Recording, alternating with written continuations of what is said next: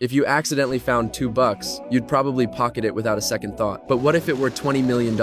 And that's exactly what my team found. A full $20 million in cash, hidden in the attic of a residential house. We all knew it very clearly. If it were only a few $100,000, it would have been a solid win for the team. But the $20 million in front of us meant there was a massive problem hiding behind it. Hey, phones.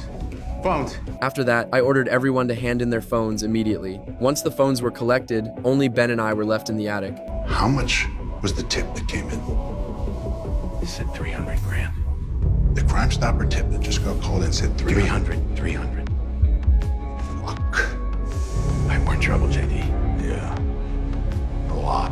I planned to follow procedure, count the seized cash and turn it in, but Ben argued that the amount was too large and that it shouldn't be handled by us. Because if even $1 went missing during the count, internal affairs would completely destroy our entire unit. At that moment, Desi cut in, suggesting that before anything was officially reported, we could take part of the money and walk away, pretending none of this had ever happened. I'm sorry. I am sorry. But you gotta let me get my head around this, please. Just then, Glenn's voice came from the attic, saying that a police car was heading toward the house. That immediately put us on edge, and we went out to meet it. We planned to identify ourselves as a tactical narcotics unit and send them away, but the patrol car refused to leave. It wasn't until Ben noticed that the officer in the passenger seat looked strangely familiar that things changed. The officer immediately denied it and drove off quickly. If that money was connected to him, then what we were facing was far more complicated than we had imagined. After the rest of the team moved the cash into the garage, they began to disagree over how I was handling things. What the fuck are we doing? We count the seizures on site. Yeah, I know we count the seizure on site, Numa. I'm talking about not contacting command, radioing in. What you tripping for? We literally do this all the time. I'm not trying to get jammed up. This is not how Jackie would handle this shit. This is not jumping a dope hole. This is a huge hit. All right, well, act like you've been here before, detective. And then act like you're coming back. Yeah, all right. Is that advice for me? How sweet.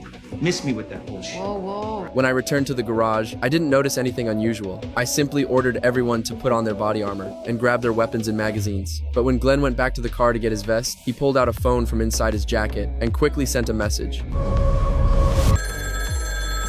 Not long after that, the landline phone inside the house suddenly rang. Ben answered it and realized the caller's voice had been disguised. You have 30 minutes to get the fuck out of the house. Just do your job and take the money that was supposed to be there. No one needs to die for 150K. Ben then pulled me into another room and demanded to know why I had been hiding things from him. Because whoever just called on the phone said no one needs to die in there for 150K. So why are you telling me it's twice that, man? You think I want to jack this rip? You have not been yourself since we've been here.